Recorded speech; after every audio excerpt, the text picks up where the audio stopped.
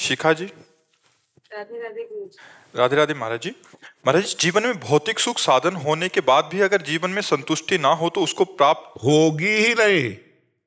जीवन में ना हो की बात नहीं हम कह रहे, हम कह रहे भौतिक सुखों से संतुष्टि होगी ही नहीं। अविनाशी का अंश हो, जब तक भगवान से तुम्हारा संबंध नहीं होगा तब तक खुश नहीं रह सकती। पक्की बात समझ लो, चाहे कोई भी हो, करके देख लेना। अब उदाहरण में एक बहुत बड़े ऑफिसर, ये जहां आप बैठे यहाँ बैठे थे, और उन्होंने प्रश्न किया कि मेरे पास सब कुछ है, मैं रिटायर हो चुका हूं, परिवार, लड़का बच्चा, बहू, खेती बाड़ी, मतलब जो कुछ सब है, अब मुझे डर लग रहा है कि मैं मरूंगा, इसका उपाय क्या है? इसका उपाय क्या है? तो हम कहा यही उपाय नहीं किया, बस इसीलिए असंतुष्ट। बोले अब भय लग रहा है, जब सबको देखता हूं तो लगता है सब छूटेगा और मैं मरूंगा, तो अब इसका उपाय क्या? हम कहा कृष्ण, इसका उपाय भगवान है। जैसे उसकी खुशी का उपाय भगवान, ऐसे भगवान है। निर्भय का उपाय, निश्चिंत का उपाय, निःशोक का उपाय भगवान है। भौतिक सुखों से कभी संतुष्टता नहीं होती। भगवान का जब तक आश्रय रहे, भौतिक सुखों के बीच में भगवान को डाल लो, बस आनंद हो जाएगा। सब चीज है, भगवान नहीं है, कुछ नहीं, कुछ नहीं है, भगवान है, मस्त हो। आप पक्का समझ लो, भगवान है तो परमानंद का अनुभव है। अगर आप भगवान को भूल गए तो चाहे जितना भौतिक सामग्री एकत्रित कर लो, आपको आनंद नहीं मिलेगा। चाहतें बढ़ती चली जाएंगी, कुछ संतोष जैसा लगेगा कि यार बढ़िया पत्नी मिल गई, पुत्र मिल गया, परिवार, लेकिन ये भी बिछड़ जाने वाला है। तो हमको शांति कहाँ मिलेगी? जब तक भगवान से हम नहीं जुड़ेंगे तब तक शांति नहीं मिलेगी जी। लेकिन अगर जीवन साथी ही, अगर मैं तो हूँ भगवान से जुड़ी हुई, लेकिन अगर जीवन साथी ना जुड़ा हुआ हो तो उसमें कैसे कर सकते? आपको उनकी सेवा करनी चाहिए और भगवान का भजन करना चाहिए, क्योंकि उनका कर्म उनको ले जाएगा। जीवन साथी आप 40-50 साल के बने हो, ना पहले वो जीवन साथी थे ना बाद में जीवन साथी रहेंगे। एक कल वो सखी आई थी तो उसका कोई फ्रेंड पधार गया होगा, तो यही कह रहे थी कि हम क्या ऐसा करें कि हमारा फ्रेंड हमको मिल जाए। तो हमका वो तो नहीं मिलने वाला, वो तो मिलने वाला नहीं, चाहे कोई कितनी भी तपस्या कर लो। तो वो कह रहे थे कि हम 7 जन्म तक का वादा किए थे। तो हमका काल को अधीन किए हो क्या? काल को कोई अधीन किए? जैसे फिल्मी गाना नहीं होते, मतलब तुम भगवान हो गए, तुम काल को अधीन कर लिए, जैसा चाहोगे जिसके साथ चाहोगे तुम मिल लोगे। अरे नहीं, शरीर छूटा तो पता चला तुम नरक गए, वो कहाँ गए, वो किसी का मिला। ये वादा नहीं होता कि हाथ मिलाओ 7 जन्म तक साथ नहीं छोड़ेंगे, ये केवल बकवास है, इसमें कोई दम नहीं है। क्योंकि काल बड़ा अधीन और कर्मों का फल जीव को मिलता है। अब पूर्व जन्म के परिवार के जन कहाँ हैं? पूर्व जन्म के परिवार के जन कहाँ हैं? हमारी याददाश्त इतनी कमजोर है कि 9 महीना माँ के गर्भ में रहे, कहाँ में याद है? अगर जल्दी से पूछे कि परसों कल दोपहर में क्या पाया, तो आपको सोचना पड़ेगा परसों के लिए, तो पूर्व जन्म की बात कैसे याद आ जाएगी? तो ऐसे ही परिवार था, पूर्व जन्म में भी हम छोड़ के आ गए, ऐसे ही इस जन्म का परिवार छोड़ के चले जाओगे। न तुम उनकी स्मृति में आओगे, न वो तुम्हारी स्मृति में आएंगे। ये रूप कभी मिलेगा नहीं त्रिभुवन में, त्रिकाल में नहीं मिलेगा। जैसे रूप बन गया, अब कोई लाख उपाय करे कि मैं आपके इस रूप से मिल लूं, तो इस रूप से नहीं मिल पाएगा। इसके अंदर जो बैठा है वो भगवान है। आप भगवान का भजन करो, फिर चाहो तो वो जो रूप चाहेंगे वो धारण कर सकते हैं, लेकिन ये 5 भौतिक रूप अब दोबारा नहीं मिलेगा। जैसे चला गया, तो कुछ लोग ऐसे भाव में बन जाते हैं कि हम पति पत्नी हैं, तो मतलब 2 शरीर 1 प्राण, एक मतलब अब जो, तो ऐसा नहीं, एक मित्रवत भाव है यहाँ का। 40-50 वर्ष का संबंध है, ना पहले तुम उसे जानते थे ना बाद में जानोगे, चाहे जितना प्यार कर लो। इसीलिए यहाँ के प्यार को ज्यादा महत्व नहीं दिया गया है, भगवान के प्यार को महत्व दिया गया है। तो अगर हमारा जीवन साथी भगवत भजन नहीं करता तो हमें करना चाहिए। अगर 2 में से एक भी भजन कर ले गया तो बात बन जाएगी। ऐसा नहीं कि पति के तपस्या और भजन का आधा फल पत्नी को मिलता है और पत्नी जो भजन करे उसका फल पति को नहीं मिलता, ऐसा नहीं है। ये गलत धारणा बनाई गई। दोनों जीवन साथी हैं, दोनों पाणी ग्रहण किए हुए हैं, और दोनों को जो भजन साधन जो कर्म किया जाता है दोनों को फल मिलेगा। इसलिए हमें लगता है अगर हमारा साथी भजन नहीं करता है, जीवन साथी, तो हमें डट के भजन करना चाहिए और उसको भजन देकर पवित्र करना चाहिए। साथी का तो मतलब तभी हुआ कि भाई हमारे पास धन है, तुम्हारे पास नहीं, तो लो आधा आधा बांट लो, आनंद पूर्वक रहो। तो वो तो जीवन साथी है, तो भजन रूपी धन बांट दो, आधा उसको दो और आधा तो अभी देखो उसकी भी बुद्धि बदलने लगेगी। भजन ना करे तो लड़ना नहीं है, खुद भजन करो और उसके अनुकूल चलो, एक दूसरे के अनुकूल चलो। संदीप वर्मा जी, नोएडा से। श्री हरिवंश। श्री हरिवंश गुरुदेव, आपके चरणों में कोटि कोटि प्रणाम। गुरुदेव, प्रश्न ये है कि अभी तक हम अहम की धरा पर ही चल रहे हैं। हर बात में मैं आ जाता है, चाहे वो संसारिक क्रिया हो, भजन हो, साधन हो, हर बात में अहम रहता है कि जो कुछ हो रहा है वो मैं ही कर रहा हूँ। प्राय ये सत्य नहीं है। इस कारण हम दृष्टा भाव रख ही नहीं पाते। इस कारण हमें भगवत प्राप्ति का मार्ग भी दुर्गम प्रतीत होता है। गुरुदेव कृपा कर मार्गदर्शन कीजिए कि इस मैं का त्याग देखो, जब तक हम महापुरुषों का सेवन नहीं करते, उनके बताए हुए मार्ग पर नहीं चलते, तब तक अहंकार नष्ट नहीं होता। नहीं तो अभी भाषा बदल जाएगी कि गुरु कृपा से नाम जप होता है, गुरु कृपा से व्यापार होता है, गुरु कृपा से, श्री जी की कृपा से, भगवत कृपा से। तो ये अंदर आपके बात आने लगेगी तो अहंकार नष्ट हो जाएगा। और हो सब कृपा से ही रहा है। आप राधा बोलोगे तो किशोरी जी की कृपा से बोल पाओगे। आप वृंदावन आए हो, किशोरी जी की कृपा, जिनको वृंदा विपिन है कृपाति नहीं की हो। आप जो कुछ कर पा रहे हो भगवत प्रदत्त बुद्धि से कर पा रहे हो, भगवत प्रदत्त शरीर बल से कर पा रहे हो। ये तुम्हारा है क्या? सोचो, तुमने रचा है क्या ये? तो अहंकार किस बात का? बुद्धि तुम्हारी भगवान ने रची, शरीर तुम्हारे भगवान ने रचा, सृष्टि भगवान ने रची, सृष्टि का कार्य भगवान ने दिया। तो अहंकार क्यों करते हो? इसको तुम मूढ़ता ही कहते हैं। अहंकार विमूढ़ आत्मा करता हमिति मन्यते, मैं करता हूं ऐसा मानना ये मूर्खता है, मूढ़ता है। आपका कोई अस्तित्व नहीं भगवान के सिवा। आप देखिए ना, गुरुदेव जानते हुए भी तो उसे समर्पित किया करो। तब भी कोई अहंकार नष्ट करने का तुम्हें एक सरल उपाय बता रहे हैं। जो भी कर्म करो उसको समर्पित कर दो। प्रति घंटे का नियम बना लो कि जैसे 7 से 8, 8 से 9, तो हर एक घंटे में हे सच्चिदानंद प्रभु, हे राधा वल्लभ लाल, ये 1 घंटे का कर्म जो आपकी कृपा से, आपके बल से हुआ, वो आपको समर्पित है। चाहे वो भजन हो, चाहे वो व्यापार हो, चाहे वो सांसारिक कार्य हो। ठीक है, आप देखना इससे लाभ मिलेगा। कर्म समर्पण करोगे तो अहंकार गलित होता जाएगा। जैसे जैसे अहंकार गलित होता जाएगा वैसे वैसे भगवदानंद, भगवत ज्ञान, भगवत भक्ति बढ़ेगी। नहीं तो सब नाटक बना रहता है जब तक अहंकार रहता है। भक्ति महारानी बहुत सुकोमल चरण वाली है, तो निर्मल हृदय में पधारती हैं। प्रेम लक्षणा भक्ति जो है ना, जहाँ बड़े बड़े कांटे पड़े हो तो कौन आएगा? ये बहुत कांटे हैं अहंकार रूपी। विद्या रूप महत्व कुल, धन यौवन अभिमान, षटकंटक देखे जहाँ, राहे न भक्ति निदान, राहे न भक्ति निदान। स्वांग सब नगर नारी के, विषय न हाथ बिकाए, नहीं रिजवन भरतार के। भगवत ऋषि जी कहते, जहाँ विद्या का अहंकार, रूप का अहंकार, महत्व प्रतिष्ठा का अहंकार, कुल का अहंकार, धन का अहंकार, रूप यौवन तन का अहंकार, ये बड़े बड़े कांटे हैं। भक्ति महारानी कैसे हृदय में आवे जब तक अहंकार रहता है? तो जिसके अहंकार रहता है वो स्वांग करता है, हरि को नहीं रिझा सकता। वो नाटक होगा, भक्ति नहीं होगी। क्योंकि भक्ति में तो लगता है कि भगवान की कृपा से हो रहा, गलती हुई तो हमसे, और सच्चे साधन बने तो भगवान की कृपा से। गुण तुम्हार समुझे निज दोषा, जे सब भांति तुम्हार भरोसा। सब प्रकार से भगवान के अधीन है। कोई गलती हो गई तो नाथ हमारी गलती, और अच्छे कर्म हो गए तो आपकी कृपा। इस भाव से जब चला जाता है तब भक्ति पुष्ट होती है। गुण तुम्हार समुझे निज दोषा, जे सब भांति तुम्हारी भरोसा। तो मुझे तो ऐसा लगता ही नहीं कि हम अहंकार करें। हम कुछ कर ही नहीं पा रहे हैं, हमसे करवाया जा रहा है। अगर भगवान को न मानो तो त्रिगुण माया को, माया जबरदस्ती बलात् वही करा रही जो उसके आ रहा है, चक्कर में जो आ गया वही। और यहाँ अगर हम भक्ति मानते हैं तो भगवान की कृपा बलात् हमसे करा रहे।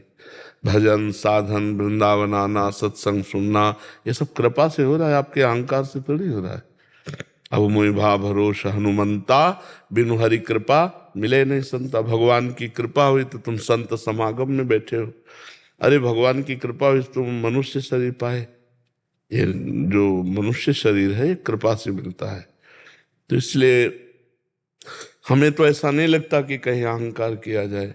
अहंकार तो बहुत ही मतलब गलत बात है, जो हमको गिरा देगी, जो हमें आगे नहीं बढ़ने देगी।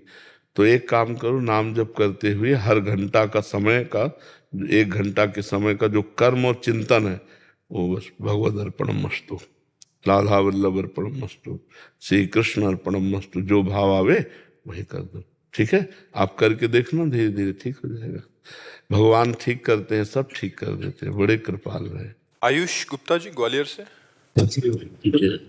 राधे राधे महाराज जी। महाराज जी, हमको संसार के हिसाब से अपना जीवन जीना चाहिए या अपनी आत्मा से, अपने दिल से पूछना चाहिए?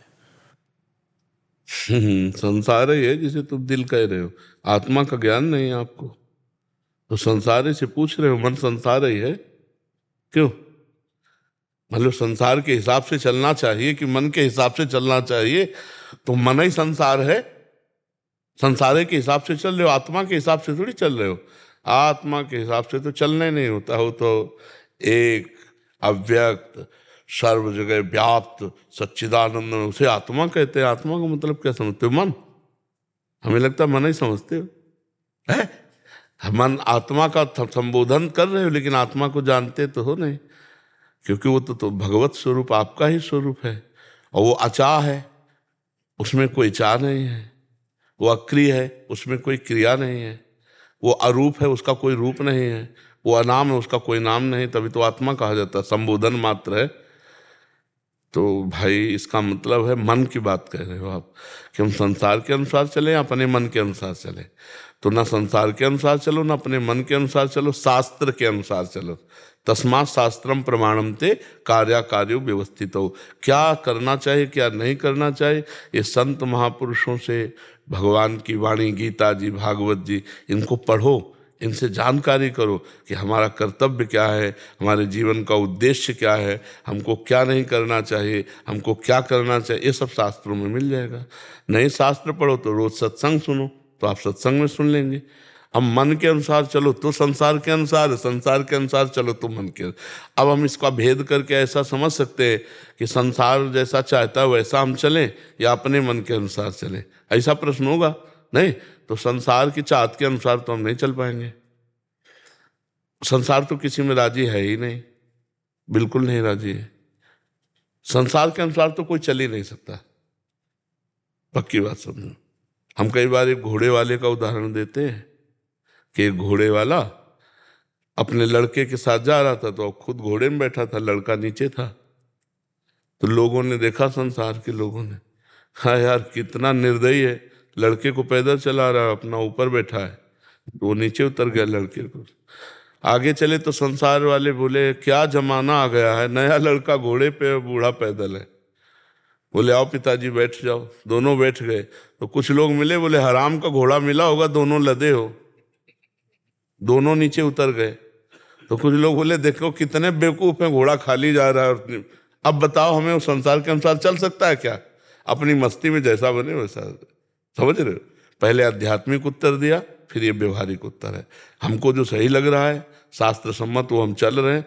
तुम गाली दो या प्रशंसा करो, हमें तुमसे कोई मतलब नहीं। तो बड़ा मतलब संसार का विचित्र रूप है, ये राजी नहीं हो सकता, इसको राजी नहीं किया जा सकता। आप पक्का समझ लीजिए, बिल्कुल नहीं, इसको राजी नहीं किया जा सकता, किसी भी तरह राजी नहीं किया जा सकता। संसार को अगर लेकर चलोगे कि लोग हमारे प्रति क्या कह रहे हैं, तो चल ही नहीं सकते आप। संसार को प्रसन्न कर ही नहीं सकते, अपने हिसाब से चलो।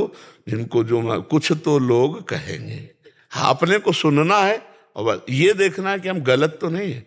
जैसे मान लो कोई कह रहा है कोई बात, तो उस बात को हमें देखना है कि कहीं हम गलत तो नहीं है। अगर गलत है तो सही कह रहे हैं, हमको सुधार करना चाहिए। अगर गलत नहीं है तो फिर भगवान जाने उनको क्या मति गति है, हमें अपने अनुसार चलना चाहिए। पर जी इस बात की निष्ठा तो जो गलत कार्य कर रहे हैं उनमें तगड़ी है। वो दारू पी रहा है, कोई भी कुछ भी कह रहा हो, पी रहा है।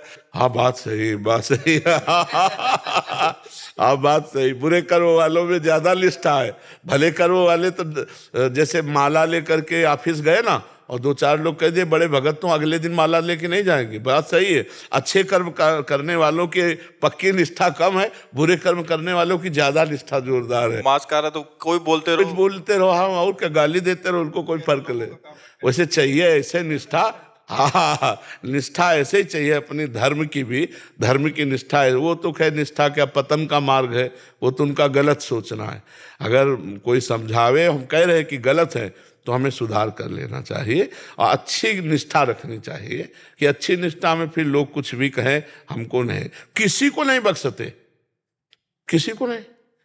जान की ताकत लगा करके चाहे देश को समर्पित हो जाए, कोई उसके कोई नहीं, उसको कुछ ना कुछ। अब जैसे आर्मी के भाईजान आते हैं तो हम उनका बड़ा स्वागत करते हैं, क्योंकि बहुत कष्टप्रद देश रक्षा में वो कहाँ खड़े रहते हैं। अब कुछ लोग उनको क्यों तो हम कहा संत और सैनिक हम बराबर देखते हैं, क्योंकि हिमालय में लगा दो चाहे जान लगा दो, भोजन मिले ना मिले वो डटे हुए हैं। भादर में लगो तब पता चले कहाँ से गोली आ जाए, कब गर्दन उतर जाए, कुछ पता नहीं है। हम शहीद हो रहे हैं, जा रहे हैं आतंकवादियों से भिड़ने के लिए, 5-5 हमारे भारत के जवान शहीद हो रहे हैं, तो उनके लिए भी निष्ठा नहीं है। जो देश के लिए उनके लिए भी निष्ठा, मतलब कुछ ऐसे लोग हैं जिनको स्वभाव ही है निंदा करना, जिनका स्वभाव ही है, तो किसी की सुने ना, अपने अपने मस्ती में चले। गलत है तो हम सुधार कर ले, नहीं तो हमें किसी की चिंता नहीं करनी चाहिए। हर्ष अग्रवाल जी। राधे राधे बाबा। राधे राधे महाराज जी। महाराज जी, ब्रह्म और माया के बीच में क्या संबंध है? और अगर माया ब्रह्म है, ब्रह्म की शक्ति है, तो बाबा शक्ति माया मतलब शक्तिमान से कितनी ताकत तो ब्रह्म, हो सकती है? ब्रह्म और ब्रह्म, बस इतनी बात समझ लो, कोई माया नहीं। सर्वम खलमिदम ब्रह्म, वेद कहता है सर्वम खलमिदम ब्रह्म, नेह नानास्ति किंचन, किंचन मात्र कोई और वस्तु नहीं है, केवल ब्रह्म ही है। जैसे गोस्वामी जी सरल भाषा में कह रहे हैं, सी राम मैं सब जग जानी, करूं प्रणाम जोरी जुग पान। सब सिया राम है। जो हमको ये भ्रम हो गया है, स्त्री पुरुष जड़ चैतन्य कर्ता भोक्ता, यही माया है। मैं और मोर तोर तय माया, जेहि बस कीन्हे जीव निकाया, गो गोचर जहाँ लग मन जाई, सो सब माया जानो भाई। जो मैं मोर में तय तोर में स्थित है, उसकी दृष्टि जहाँ भी जाएगी माया दिखाई देगी, और जो ब्रह्म में स्थित है तो जहाँ दृष्टि जाएगी सर्वम खलमिदम ब्रह्म। तो ब्रह्म और भ्रम, अगर ये भ्रम निकल जाए तो केवल ब्रह्म ही ब्रह्म है, दूसरा कोई। पर ये भ्रम बहुत बड़ा है, माया बहुत बड़ा भ्रम है। जैसे स्वप्न में हमको कोई रसगुल्ला खवा रहा हो तो हम खुश हो रहे हो, या कोई हमें मार रहा हो तुम दुखी हो रहे हो, तो जब तक हम जगेंगे नहीं तब तक दुख सुख के ऊपर नहीं उठ सकते। उस समय सत्य लगता है ना स्वप्न का, शरीर तो पड़ा होता है स्थूल, हमको ज्ञान नहीं होता, लेकिन हमको स्वप्न में मार पिटाई जो हो रही है असली लगती है, या स्वागत सम्मान जो हो रहा है, सुख दुख जो, वो असली लगता है। असली कब तक लगेगा? जब तक आप जग नहीं जाते। और जहां जगे तो आपको झूठा लगेगा ना, ऐसे ही जब तक आपको ज्ञान नहीं होता तब तक ये सही लगेगा, और जब ज्ञान हो जाएगा तो ये सही नहीं लगेगा। सही केवल भगवान है। ये मायाकृत शरीर ये जितने सब नाशवान परिवर्तनशील हैं, सत्य सच्चिदानंद भगवान है।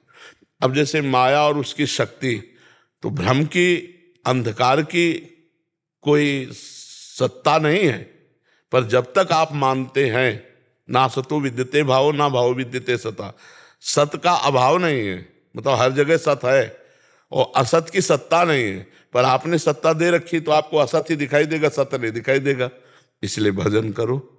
जब तक भजन नहीं करोगे, जैसे आप हमें बताना, दूर पड़ा हुआ टायर या रस्सी, हमें भ्रम हो गया कि सर्प है, अब गौर से देखोगे तो लगेगा हिल भी रहा है, और काट ना ले आप भयभीत हो जाओगे, लेकिन वहां भय का कोई कारण नहीं है, ये हमारा भ्रम है।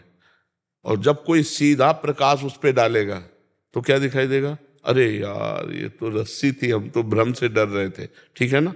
ऐसे ही सीधा ज्ञान का प्रकाश जब पड़ेगा तो ये सब भगवान है। सच्ची मानिए बच्चा, केवल भगवान है, दूसरा कोई नहीं।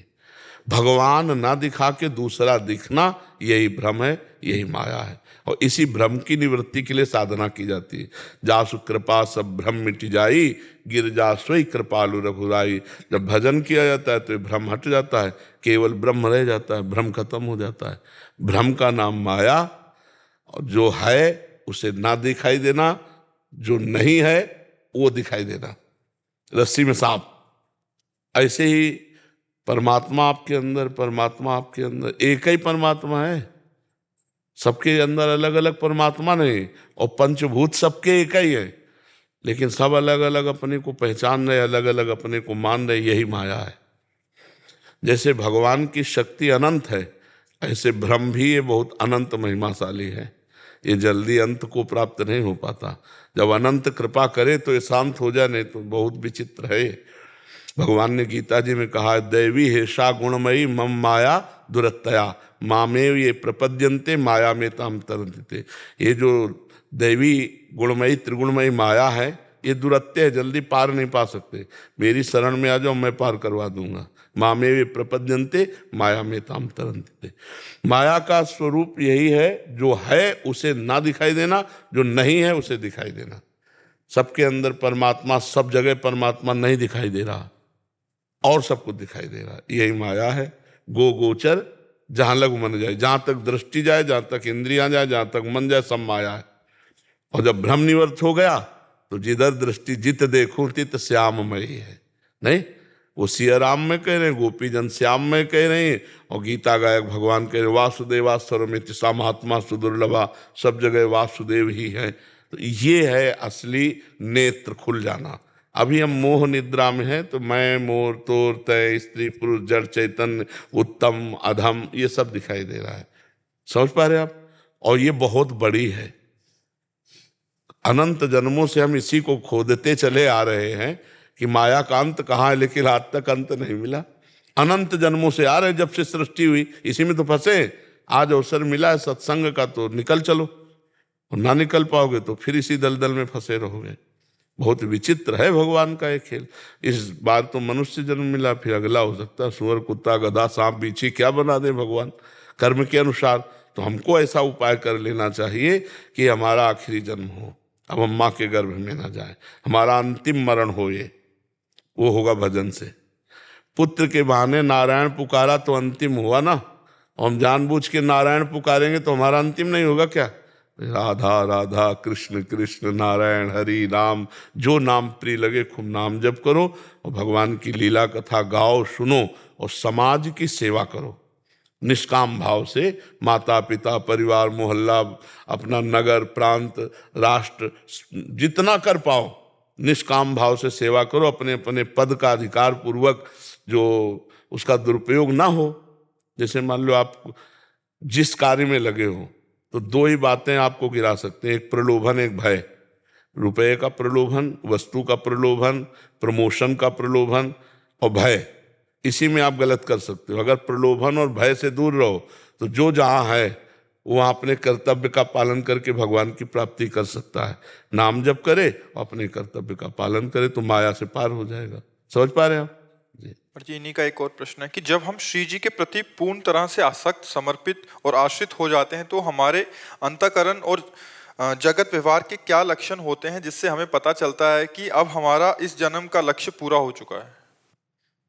कोई तुम्हें 100 गाली दे सामने से तुम्हारी भाषा में, तो तुम्हारी स्थिति ऐसी होगी कि मुस्कुरा के चल दोगे। जैसे तुम्हें कोई विदेशी भाषा में 100 गाली दे, जो भाषा जानते नहीं, तो आपके अंदर कोई फर्क पड़ेगा क्या? कोई नहीं पड़ेगा। ऐसे तुम्हारी भाषा में तुमको जब गाली दे और तुम्हें फर्क ना पड़े, तो जान लो शांति, ऐसी शांति कि जो तुम्हारा अमंगल करे उसको आशीर्वाद दो। ये स्थिति व्यवहार में भी उसकी होती है। वो उनकी खोपड़ी फोड़ रहा है, वो उनका मंगल कर रहा है। भगवान तुम्हारे को स्वस्थ रखे, कभी तुमको कोई दंड न मिले, भगवान तुम पर कृपा करे। जो प्रेम लक्षणा भक्ति अंदर जब आएगी ना, करत जे अनशहन निंदक तिनों पे अनुग्रह क्यों, और दूसरी बात, तदर्पिता अखिलाचारिता तद स्मरणेन परम व्याकुलते, वो सारे आचरण भगवान की प्रसन्नता के लिए करता है, हर आचरण भगवान को समर्पित करता है, और एक क्षण भी भगवान का विस्मरण हो जाने पर वो ऐसे व्याकुल हो जाता है जैसे मछली को जल से अलग कर दो, उसकी जो स्थिति होती है। और मान की इच्छा नहीं रह जाती, किसी से मोह नहीं रह जाता, किसी भोग का कोई प्रभाव उस पर नहीं पड़ता। जितने भोग उनका प्रभाव होता है सबके ऊपर, देख लो सुन लो भोगों की बातें, तो भोग की इच्छा जागृत हो जाए, उसके पास भोग रहे तो भी भोग की इच्छा नहीं होगी, जिसकी स्थिति होगी। निरंतर वो भगवान के चिंतन में डूबा हुआ समस्त कामनाओं से रहित होगा, किसी भी नवीन भोग के भोगने की इच्छा नहीं होगी, मान नहीं होगा, मोह नहीं होगा, निरंतर भगवान के चिंतन में डूबा होगा, सारे कर्म भगवान को समर्पित, भगवान के विस्मरण होने पर बड़ी व्याकुलता, अपमान करने वाले पर भी मंगल भावना करना, और किसी भी द्वंद्व से वो पराजित नहीं होता। मान अपमान निंदा स्तुति लाभ हान जय पराजय सुख दुख समान भाव, ये स्थिति साधारण, बकाया तो जो स्थिति में है वही स्थिति को समझ सकता है, अन्यथा नहीं समझ सकता है, पर शब्दों से बाह्य लक्षणों में ऐसा स्थिति उसकी होती है। अजय यादव सम्राट जी, प्रयागराज से। राधे राधे महाराज जी। महाराज जी, जहां पर नकारात्मकता हावी हो, असत्य जुल्म भ्रष्टाचार के खिलाफ लड़ाई लड़ने वाला व्यक्ति हर जगह पराजित होता जाए, ऐसे समय में उस व्यक्ति को क्या करना? मुझे ऐसा नहीं लगता कि सत्य और धर्म पे चलने वाला पराजित हो सकता, मुझे ऐसा नहीं लगता। इतिहास साक्षी है, सत्य और धर्म चलने वाले को रौंदने की चेष्टा की गई है, लेकिन विजयी वही हुआ है। रौंदने की चेष्टा की गई, उसको मिटाने की चेष्टा की गई। जैसे पांडव सत्य पर चल रहे थे, कौरवों ने प्रयास किया, उनका प्रयास सफल जैसा लगा, 12 वर्ष का वनवास, 1 वर्ष का अज्ञातवास, कितनी प्रकार की कष्ट वेदनाएं उनको सहनी पड़ी, लेकिन सिंहासन पर कौन बैठा? परिणाम में युधिष्ठिर जी। और विनाश किसका हुआ? कौरव पक्ष का। मानते हैं कि अधर्माचरण थोड़ी देर बढ़कर हम पर हावी हो सकता है, लेकिन मिटा नहीं सकता, पराजित नहीं कर सकता, मिटेगा वही। आप देख लीजिए, मिटेगा वही। धर्म से चलने वाले को झुकाने की कोशिश की जा सकती है, रौंदने की कोशिश की जा सकती है, लेकिन विजयी वही होगा। ये हम आपको फाइनल की बात बता रहे हैं। रास्ते में थोड़ा झुक जाना या थोड़ा पराजित जैसा लगना वो हो सकता है, हो सकता है, क्योंकि दोनों शक्तियां भगवान की हैं। पीठ से अधर्म प्रकट हुआ है और छाती से धर्म प्रकट हुआ है, तो उसमें भी तो भागवतिक, राक्षसों में भी तो भागवतिक शक्ति है। कभी देवताओं को खदेड़ देते, कभी देवता राक्षसों को खदेड़ देते।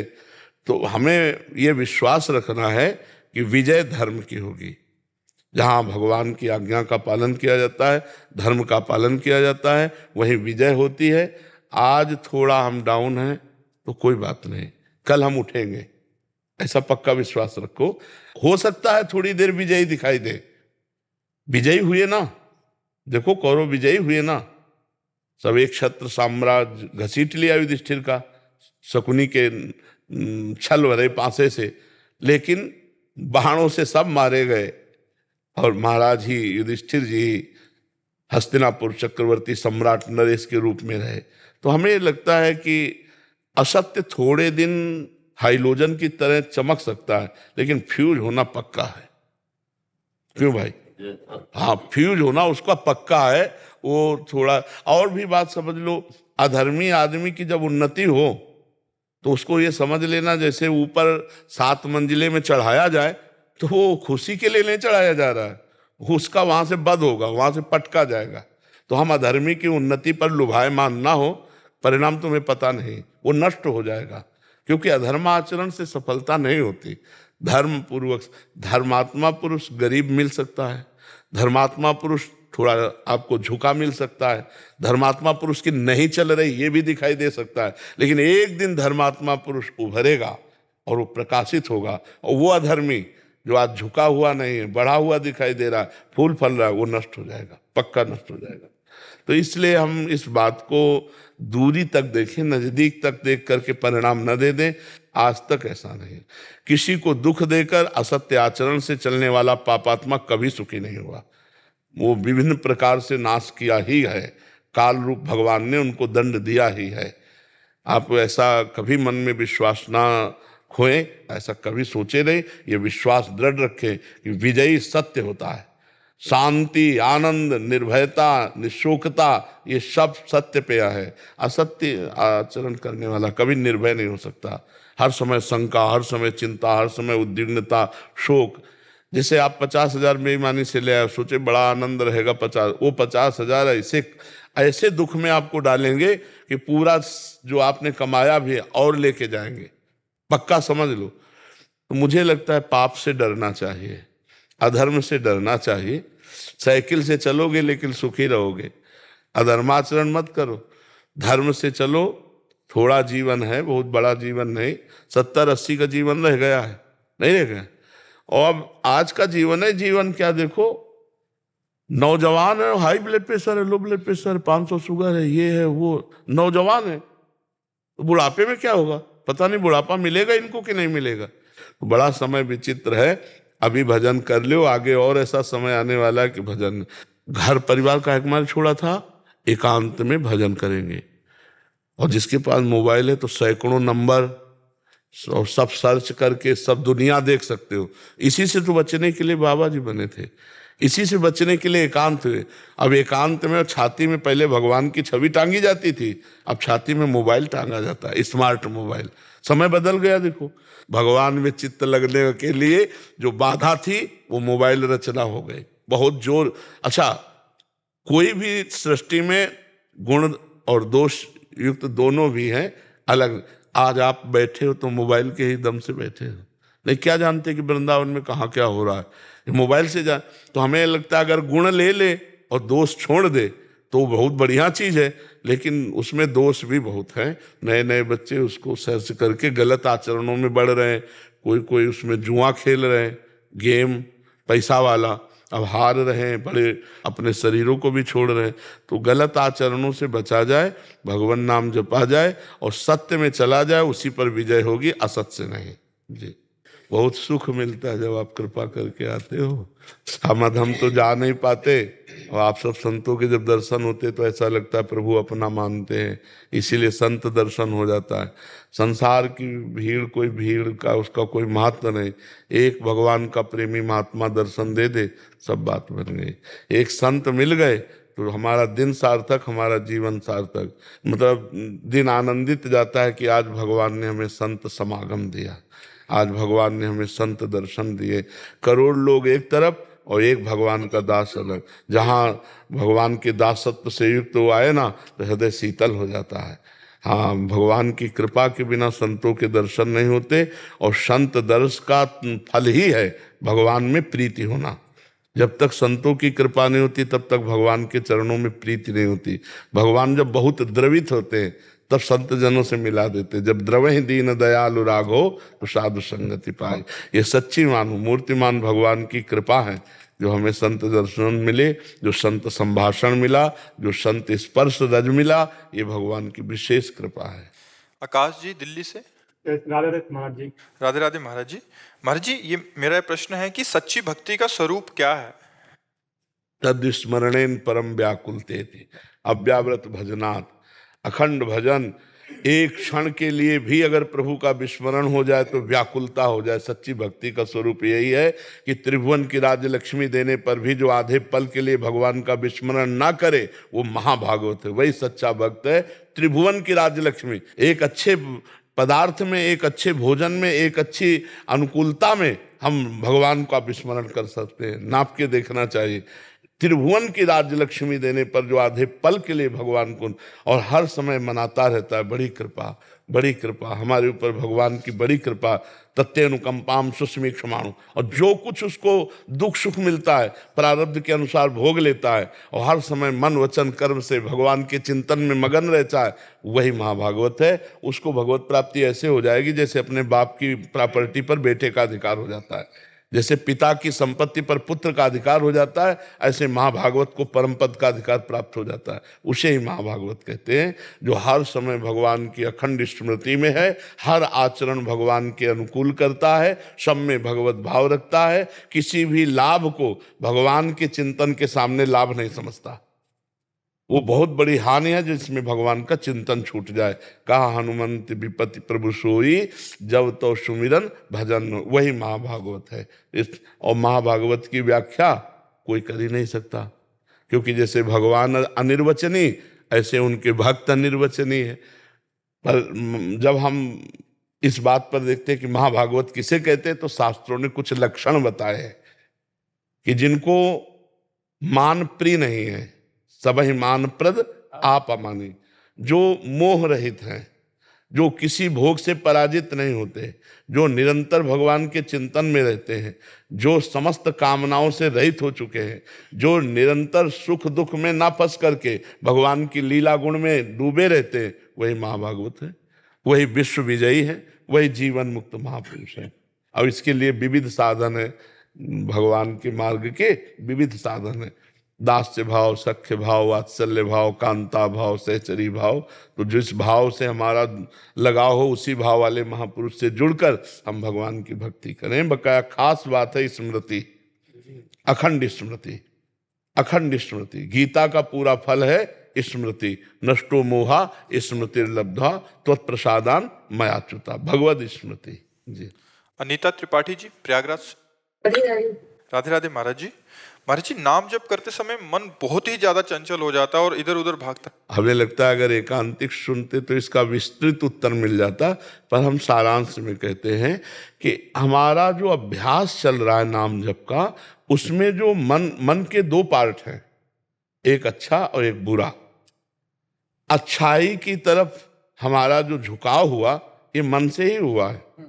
मन ना कहता तो यहाँ तुम नहीं आ सकते थे। तो मन की अच्छाई पार्ट में जब हम नाम जब शुरू किया, तो बुराई पार्ट को साफ करने लगा, क्योंकि निर्मल मन जन सो मोह पावा। तो अब जितनी गंदगी अनंत जन्मों की भरी है, वो सब निकलेगी बाहर। अब साधक इस बात में परेशान हो जाता है कि जब मैं भजन नहीं करता था तब इतना गंदा नहीं था, अब जब भजन से करने लगा तो इतना गंदा सोच, इतनी गंदी बात, वो गंदगी निकल रही है।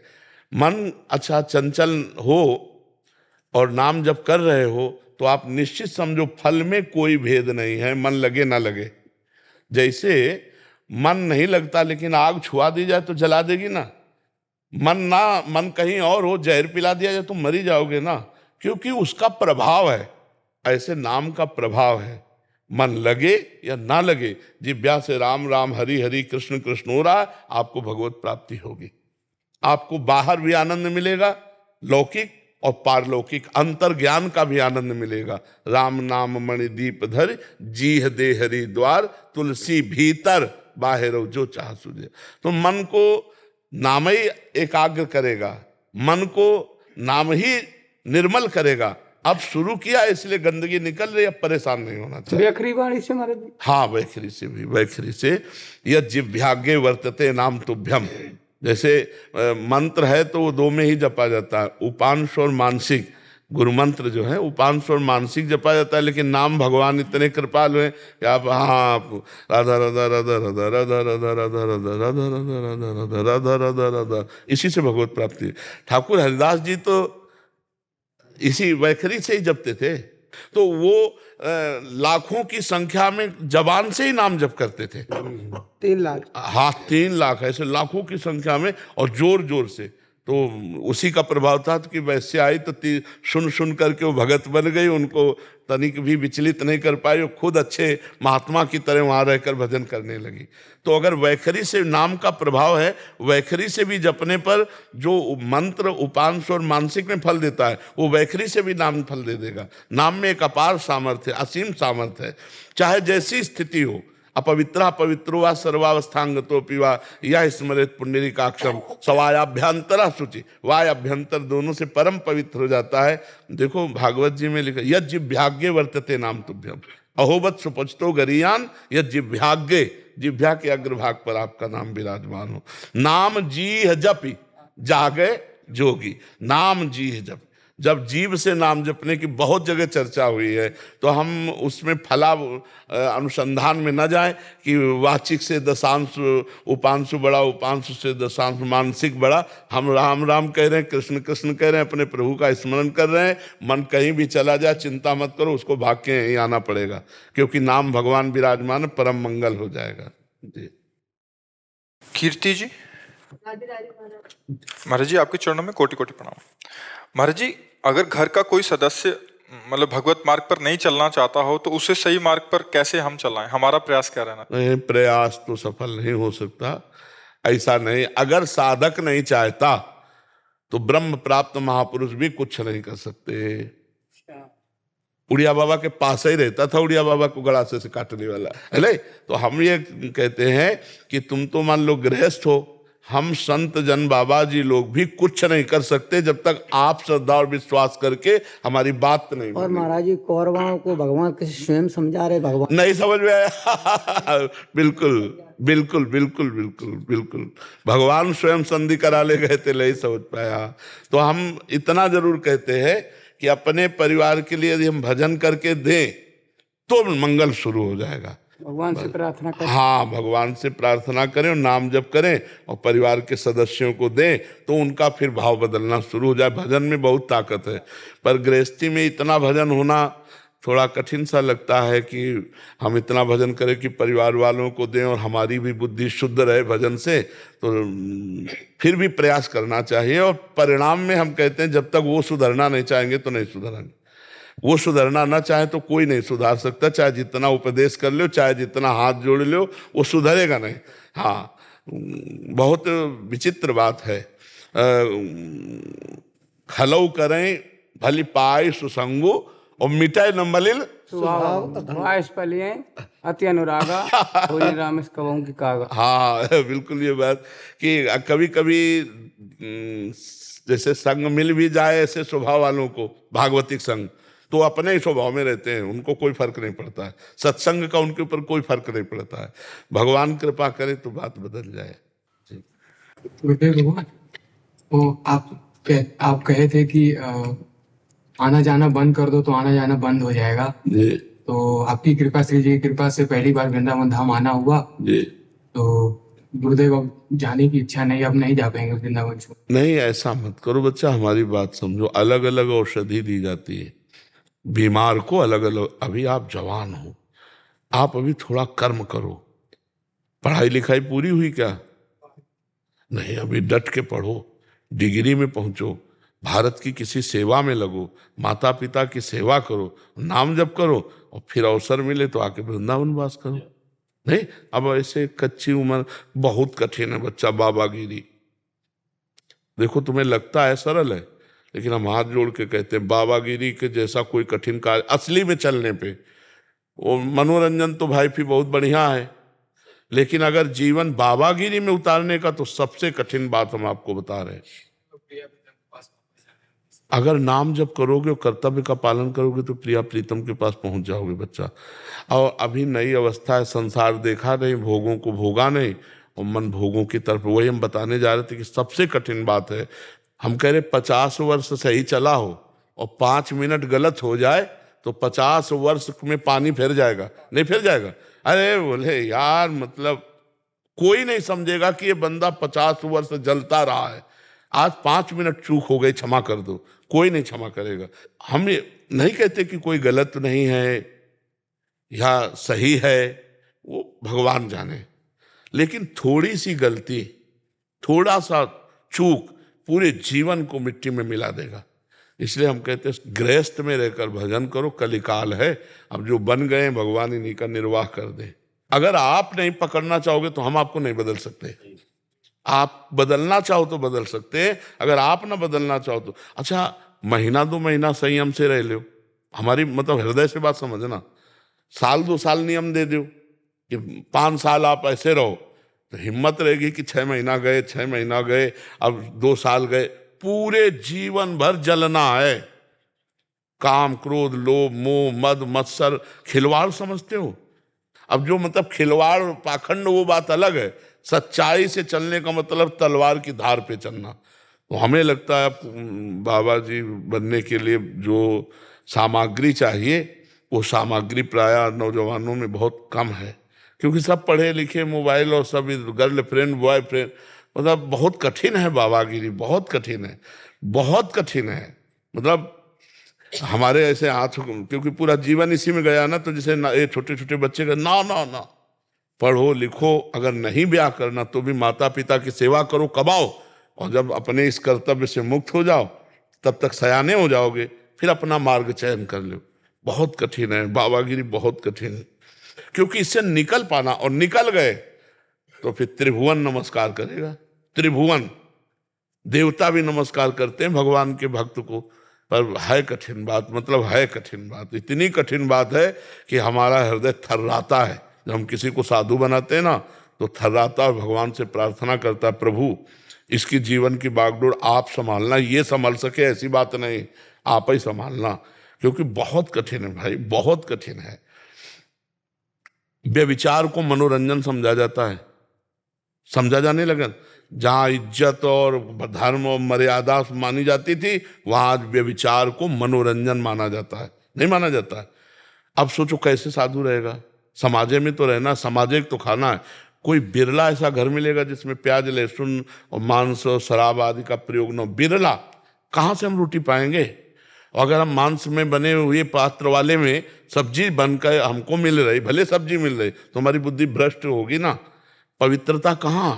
पर भगवान की माया है, वो यही कह सकते हैं। और तुम तो इसलिए बच्चा, हमारी राय है कि संत बनो, पर हृदय से बनो, दूसरों का उपकार करो, मेहनत करके माता पिता को खवाओ पियाओ, और जब कोई कर्तव्य न रह जाए और समझ में आ जाए कि हम 30-40 के हो गए, आज तक हमने कोई गलती नहीं की, तो फिर निकल पड़ो परमार्थ पे। अभी जैसे कोमल अवस्था है, वो आगे चल के रंग आया तो फिर गड़बड़ हो जाएगा, बहुत गड़बड़ है, बहुत। तो माता पिता भजन करने नहीं देंगे? देखो, भजन को कोई नहीं रोक सकता बच्चा, अंदर से हम क्या चिंतन कर रहे हैं तुम क्या जानो।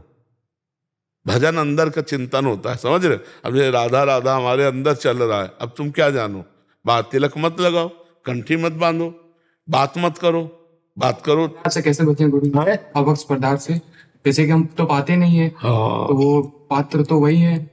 हाँ बच्चा, ये बात तो तभी, यही तो समस्या कह रहे हैं कि आज की समस्या आपकी नहीं, क्योंकि अब हर घर में पीने वाले, और जो पिएगा वो खाएगा, और खाने पीने वाले के अगर वहाँ से हमें मिला तो हमारी बुद्धि कहाँ पहुँच जाएगी, भजन थोड़ी होगा।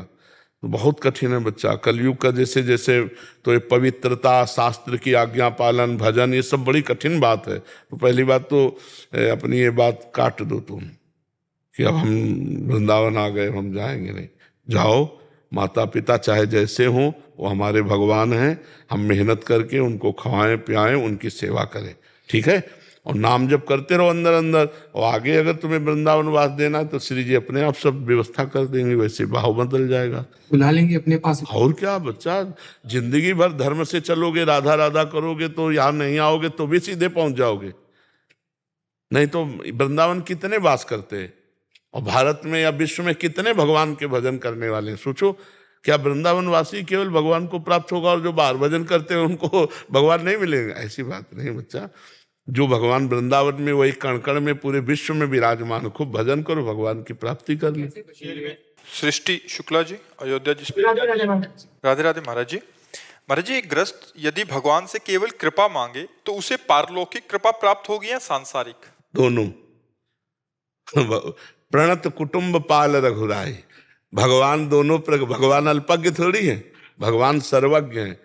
दोनों प्रकार से उसके परिवार का भी भरण पोषण होगा और भगवत प्राप्ति भी होगी। हाँ, बस भगवान के आश्रित हो जाए तो वो कह रहे हैं ना, अनन्यस चिंतयन्तो माम ये जनाः परिपासते तेषां नित्याभियुक्तानां योगक्षेमम। भगवान कह रहे मैं वहन करूंगा, तुम केवल मेरा अनन्य चिंतन करो, योगक्षेम तो मैं वहन करूंगा। तो हमें भगवान की बात मान लेनी चाहिए। वो भगवान लोक परलोक दोनों का समान। ई परलोक सकल सुख पावत मेरी सो भैया कृष्ण गुण संचु। हरिवंश महाप्रभु कहते हैं इस लोक में और परलोक में सदैव सुखी रहोगे यदि कृष्ण के गुणों का गान करोगे, नाम जप करोगे, राधा राधा बोलोगे, लोक परलोक दोनों में मंगल हो जाएगा। मांगने की क्या जरूरत है? सर्वज्ञ भगवान है, वो सब जान रहे हैं। वो जितना विधान किए बहुत बढ़िया किए, जितना करेंगे बहुत बढ़िया करेंगे। हमें उनके भरोसे रहना चाहिए। लोक लाओ परलोक निभाओ। जी बिल्कुल, दोनों लाभ, बिल्कुल दोनों लाभ है इसमें। और हारने पे भी लाभ और जीतने पे भी लाभ, इसमें ये भी बात है। हार भी, मान लो हम कहीं पराजित हो जाते हैं तो विशेष कृपा पात्र बनता है वो। मतलब चूक से कहीं अगर, तो भगवान उसे फिर पतित पावन है। हाँ, भगवान विशेष उस पर कृपा करते हैं। जो भगवान के मार्ग में सही चल रहे हैं वो तो भगवान के लाडले है ही, लेकिन जो लड़खड़ा के चल रहे हैं भगवान के विशेष लाडले है वो। हाँ, भगवान पतित पावन है, बहुत कृपाल है। राधा राधा राधा राधा राधा राधा राधा राधा